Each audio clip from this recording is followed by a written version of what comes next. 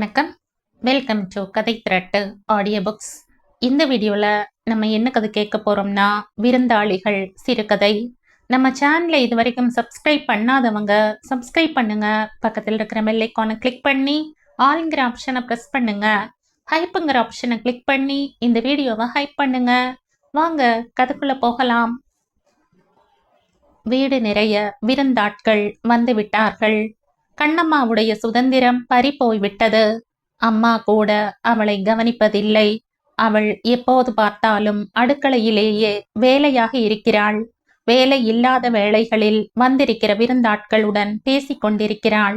ராத்திரி தூங்க போகும்போது அப்பா வழக்கமாக கதை சொல்வார். அவரும் இப்போது கதை சொல்லுவதை விட்டுவிட்டார். எல்லாம் இந்த விருந்தாட்களால் வந்த வினை. அவர்களோடு ஒரு பெண் வந்திருக்கிறது. பெண்ணா அது? யமன் எலி குஞ்சு மாதிரி இருக்கிறது. அது இருக்கிற லட்சணத்துக்கு அதற்கு இரட்டை வால் வேறு பின்னி விடுகிறார்கள். முன்பெல்லாம் பள்ளிக்கூடம் விட்டு வந்ததும் புத்தக பையை வைத்துவிட்டு அம்மா மடியில் உட்கார்ந்துதான் காஃபி குடிப்பாள். அவளுக்கு எவ்வளவு சூடு இருக்க வேண்டும் என்பது அம்மாவுக்கு தெரியும். ஆனால் இந்த விருந்தாட்கள் வந்ததில் இருந்துதான் வீடே தலைகீழாக மாறிப்போய்விட்டதே. இப்போதெல்லாம் அம்மா மடியில் இருந்து காஃபி குடிக்க முடியவில்லை. அடுப்படியில் வேலையாக இருக்கும் அம்மாவிடம் காப்பி காப்பி என்று கத்திக்கொண்டே இருக்க வேண்டியிருக்கிறது. காஃபி டம்ளரை தரும்போது கூட அந்த விருந்தாளி அம்மாவுடன் பேசிக்கொண்டு இவள் முகத்தை கூட பார்க்காமல் தான் தருகிறாள். அழகை முட்டிக்கொண்டு வருகிறது. காஃபி டம்ளரை அந்த விருந்தாளி அம்மாள் மேல் விட்டெறிய வேண்டும் போல் இருந்தது. நல்ல விருந்தாட்கள் இவர்கள் எங்கிருந்துதான் வந்து தொலைத்தார்களோ? இன்னும் எத்தனை நாளைக்கு இங்கே டேரா போட போகிறார்களோ? எப்போதும் அவளை அப்பாவோ அல்லது அம்மாவோ தான் குளிப்பாட்டி விடுவார்கள். இவர்கள் வந்தது முதல் அவளேதான் குளிக்க வேண்டியிருக்கிறது. துண்டு எடுத்து தரக்கூட ஆள் இல்லை. ஸ்டூலை போட்டு ஏறி எடுக்க வேண்டியிருக்கிறது. இவளுடைய பீரோவில் யாரும் கை வைக்க மாட்டார்கள். விளையாட்டு சாமான்களை எல்லாம் அடித்தட்டில் வைத்திருப்பாள். மேல் தட்டில் புத்தகங்களை வைத்திருப்பாள். மூன்றாவது தட்டில் அவளுடைய துணிமணிகள் இருக்கும். இந்த கூட்டம் வந்ததில் இருந்து அவள் பீரோ அலங்கோலமாகிவிட்டது. புத்தகத்தட்டில் போய் யாருடைய துணிகளை எல்லாமோ மடித்து வைத்திருக்கிறது. ஒரு நாள் பள்ளிக்கூடம் விட்டு வரும்போது வெளிவாசல் பக்கம் போன வருஷம் பொருட்காட்சியில் வாங்கின ரயில் இன்ஜின் கிடந்தது. கல் திண்ணைக்கு கீழே ஸ்கிப்பிங் கயிறு பிடியில்லாமல் கிடந்தது. ஓடிப்போய் பீரோவை திறந்து பார்த்தாள். பல்லாங்குழி சோழி எல்லாம் தட்டு பூராவும் இறைந்து கிடந்தது. எல்லாம் அந்த எலிவால் குஞ்சம்மாவின் வேலை. இவளுக்கு வந்த ஆத்திரம் இன்ன மட்டும் என்றில்லை. பீரோ கதவை படார் என்று அடித்து சாத்திவிட்டு அந்த குஞ்சம்மா குரங்கை தேடினாள். அது அவள் அப்பாவுடன் எங்கோ வெளியில் சென்றிருந்தது. இன்னொரு நாள் பூகோள நோட்டையே காணவில்லை. எவ்வளவு தேடியும் கிடைக்கவில்லை. அப்பா வேறு திட்டினார். நோட்டு இல்லாமலேயே பள்ளிக்கூடம் போனாள். பள்ளிக்கூடத்தில் நோட்டு கொண்டு வராததற்காக சங்கரி டீச்சர் இவளை முழங்காலில் நிறுத்திவிட்டாள். அன்று ராத்திரி நெல்லு மூட்டைகளுக்கு ஊடே ஏதோ கிடக்கிற மாதிரி இருந்தது. ஏறி பார்த்தால் இவளுடைய பூகோள நோட்டுதான் அது. எல்லாம் அந்த எலிவால் ஜடை குஞ்சம்மாவின் வேலைதான். நெல்லையப்பன், ஷைலு, காந்தம்மா, முருக்காச்சி வீட்டு ராஜம் இவர்கள் எல்லாம் சாயந்தரமானால் அவளுடன் விளையாட வந்து விடுவார்கள். இவள்தான் அவர்களுக்கெல்லாம் லீடர்.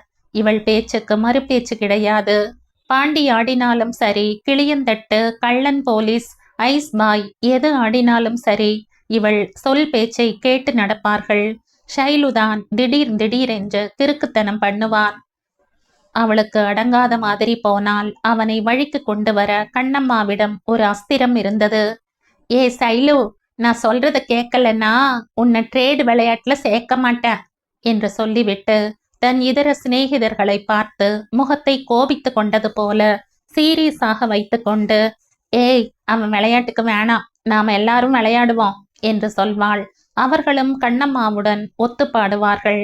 அவர்களுக்கு ஞாயிற்றுக்கிழமை தோறும் கண்ணம்மா வீட்டு மாடியில் வைத்து விளையாடும் ட்ரேடு விளையாட்டுதான் ஷைலுவை விட ரொம்ப முக்கியம்.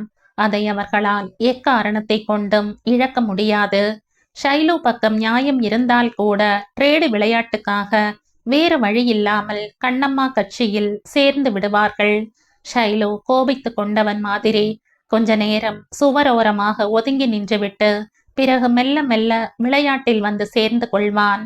சேராத நண்பர்களுடன் சேர்ந்து கெட்டழிந்து விட்டு தகப்பனாரை தேடி வந்த கதையில் வருகிற கெட்ட குமாரன் மாதிரி கண்ணம்மா அவனை ஆவி சேர்த்து கட்டி அணைத்து விளையாட்டில் சேர்த்து கொள்வாள். அதற்கு பிறகு அவனை யாரும் ஒரு வார்த்தை கடிந்து பேச விடமாட்டாள். பாழாய்ப்போன விருந்தாட்கள் வந்ததில் இருந்து அவளுடைய சிநேகிதர்கள் யாரும் இவள் கூட விளையாட வருவதே இல்லை. கண்ணம்மாவுடைய கூட்டாளிகள் எல்லாம் மேல தெருவுக்கு விளையாட போய்விடுகிறார்கள். அதுவும் யார் வீட்டுக்கு? அந்த நெட்ட கொக்கு சங்கரம்மா வீட்டுக்கு. அவளுக்கும் இவளுக்கும் ஆகவே ஆகாது. அவளுடன் போய் இவள் சிநேகிதர்கள் எல்லாம் விளையாடுகிறார்கள். அவர்களை குற்றம் சொல்லவும் முடியாது. இங்கேதான் வீடு நிறைய எப்போது பார்த்தாலும் ஆட்களாக இருக்கிறார்களே. சாயந்தரமானால் எல்லோரும் வீட்டு முற்றத்தில் இருக்கிற நாற்காலி ஈசி சேர்களை எல்லாம் எடுத்து போட்டு உட்கார்ந்து பேசத் தொடங்கி விடுகிறார்கள். பிறகு எங்கே விளையாட முடியும்? முற்றம் பூராவும் அவர்கள் கழட்டி போட்டிருக்கிற செருப்பு மயம்தான். அந்த செருப்புகளை திண்ணையில் எடுத்து போடவும் விடமாட்டாள் அம்மா. செருப்புகளா வீட்டுக்குள்ளா கொண்டு வருவது என்று சத்தம் போடுவாள்.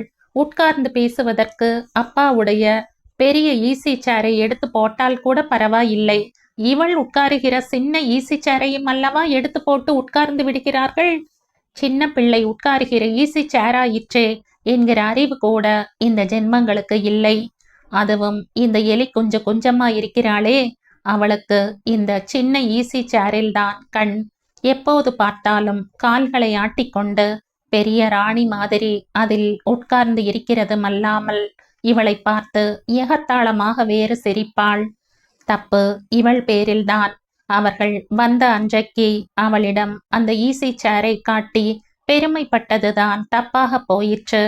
சுவரில் ஆணியில் மாட்டியிருந்த ஈசி சேரை இவள்தான் அப்பாவிடம் சொல்லி கீழே எடுத்து போட சொன்னாள். அன்று இந்த குஞ்சம்மா அவள் ஒய்யாரமாக ஈசி சேரில் உட்கார்ந்திருப்பதை ஊமை கோட்டான் மாதிரி பார்த்து கொண்டே இருந்தாள். அவள் தன் வீட்டில் இந்த மாதிரி ஈசி சேரே இல்லை என்று சொன்னது வேறு. இவளுக்கு ரொம்ப சந்தோஷமாக இருந்தது. கொஞ்ச நேரம் கழித்து அம்மா சாப்பிட கூப்பிட்டதும் ஞாபக மறதியாக ஈசி சேரை மடக்கி வைக்காமல் போய்விட்டாள். அப்பாவிடம் சொன்னால் கூட அவர் அதை மடக்கி போட்டிருப்பார். அப்படி சொல்லாததுதான் தவறாக போயிற்று. தோசை சாப்பிட்டு விட்டு வந்து பார்த்தால் அந்த குஞ்சம்மா குரங்கு ஈசி சேரில் உட்கார்ந்திருக்கிறது. இவளுக்கு வந்ததே கோபம். எழுந்திருக்க சொன்னதுக்கு சூரன் தலையை ஆட்டுகிற மாதிரி மாட்டேன் என்று ஆட்டினாள். அழுது கொண்டே தோசை சுட்டு கொண்டிருந்த அம்மாவிடம் போய் சொன்னபோது அம்மா குஞ்சம்மாவுக்குத்தான் பரிந்து பேசினாள். குஞ்சம்மாவின் தலை முடியை பிடித்து இழுத்தாள். இவள் முகத்தில் பிராண்டினாள். அப்போது கூட குஞ்சம்மா குரங்கு எழுந்திருக்கவில்லை.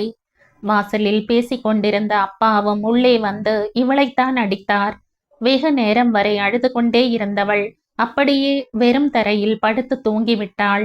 காலையில் தூங்கி விழித்த போது பார்த்தால் அவள் படுக்கையில் படுத்திருந்தாள். அப்பாதான் தூக்கி போட்டிருப்பார். அதுவும் யார் பக்கத்தில்? அந்த குஞ்சம்மா பக்கத்தில். நல்ல வேளை ஈசி சேர் டானா ஆணியில் மாட்டியிருந்தது. காஃபி குடித்த பிறகு அதில் குஞ்சம்மா உட்காரக்கூடாது என்று வீட்டில் இருந்த எல்லோரிடமும் போய் சொன்னாள். அன்று மாலை பள்ளிக்கூடம் விட்டு வந்து பார்த்தால் இவளுடைய ஈசி சேரில் அந்த குஞ்சம்மா உட்கார்ந்திருக்கிறாள். பையை விட்டெறிந்து விட்டு அழுதாள். அவளுடைய பிடிவாதம் எடுபடவில்லை. அன்றிலிருந்து அந்த ஈசி சேருக்கு பிடித்தது சனி. அதில் யார்தான் உட்கார வேண்டும் என்ற கணக்கே இல்லாமல் போய்விட்டது. தடித்தடியாக பெரிய ஆட்கள் எல்லோரும் உட்கார ஆரம்பித்து விட்டார்கள். இந்த சனியன் பிடித்த விருந்தாட்கள் எங்கிருந்துதான் இப்படி வந்து சேர்ந்தார்களோ தெரியவில்லை. இவர்கள் என்றைக்கு வீட்டை விட்டு போய் தொலைவார்களோ? அம்மா எப்போது பார்த்தாலும் அடுப்படியே கதி என்று ஆகிவிட்டாள். இந்த கூட்டத்திற்கு பொழுதெல்லாம் சோறு பொங்கி போடுவதும் தோசை சுடுவதுமாகவே இருக்கிறாள். அப்பாவுக்கும் வந்திருக்கிற விருந்தாட்களை முகம் கோணாமல் பார்த்து கொள்வதற்கே நேரம் சரியாக இருக்கிறது. இவளை யாரும் கவனிப்பதில்லை. இவளுக்கு தலை பின்னிவிடக்கூட அம்மாவுக்கு நேரம் இல்லை.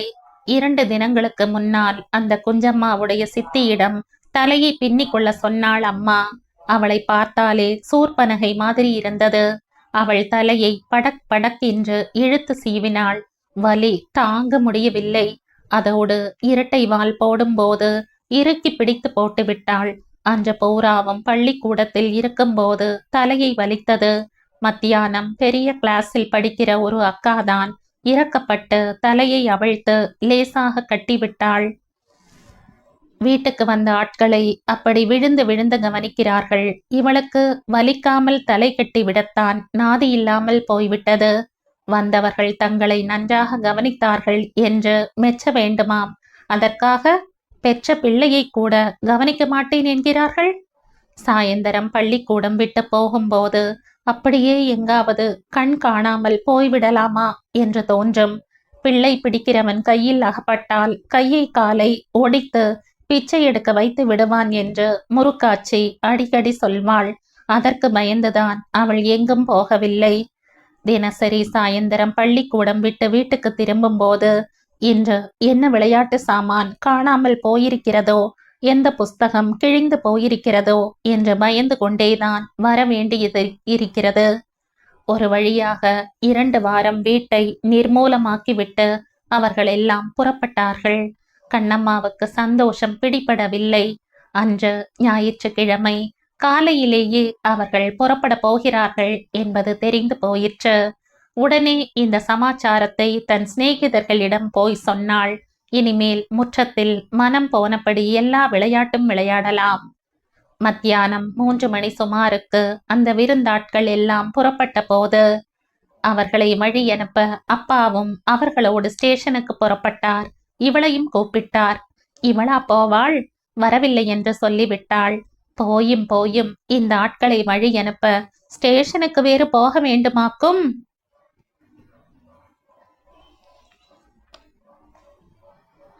குங்குமம் இதழில் 1990ஆம் ஆண்டு வெளிவந்த சிறுகதை இது. இந்த கதை உங்களுக்கு பிடிச்சிருந்தா லைக் பண்ணுங்க, ஷேர் பண்ணுங்க, சப்ஸ்கிரைப் பண்ணுங்க. மற்றும் ஒரு இன்ட்ரெஸ்டிங்கான கதையோட அடுத்த வீடியோல சந்திப்போம். பாய். தேங்க்யூ.